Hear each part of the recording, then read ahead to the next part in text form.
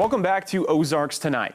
The COVID-19 pandemic has led to changes to the professional sports calendar here in 2020.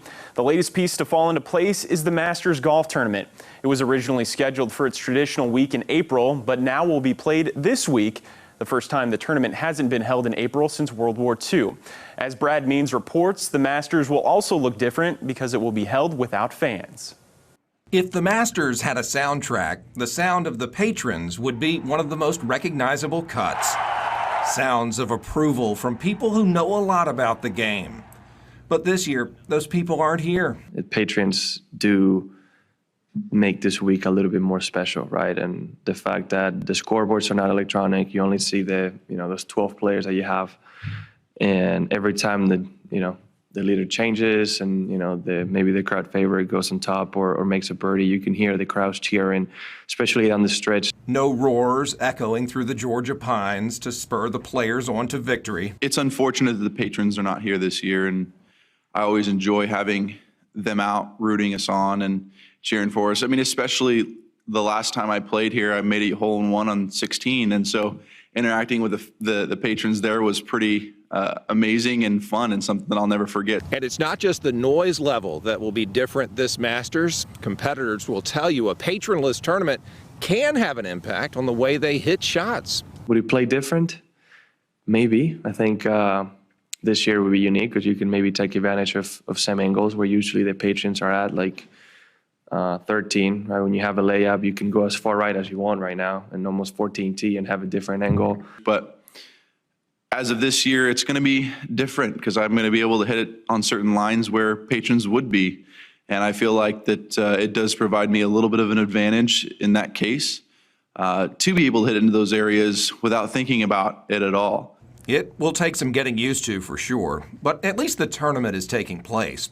At least these players still get a shot at one of the most special achievements in sports on Sunday.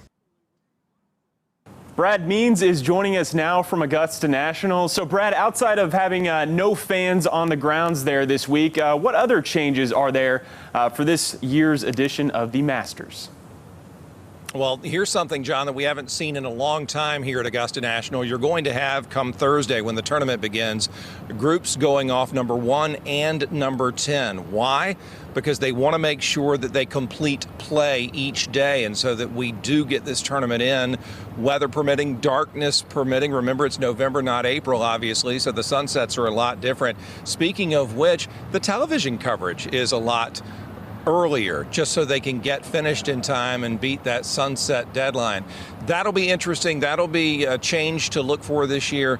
And of course, whatever Mother Nature decides to do is going to be key at Augusta National this week. It's nice tonight, though, which is good.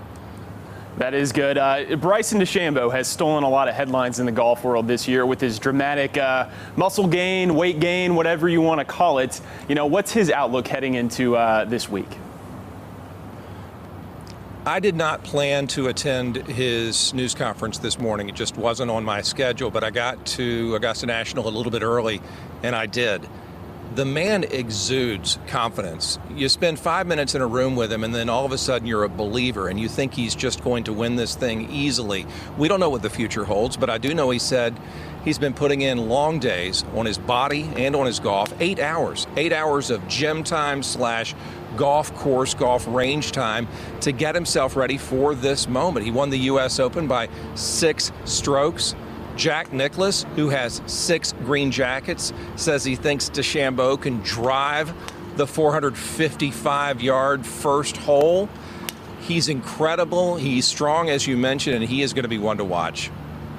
And of course, the defending champion, it's hard to remember. It was 19 months ago when Tiger Woods won the 2019 edition of the Masters. He comes into this week as the defending champion.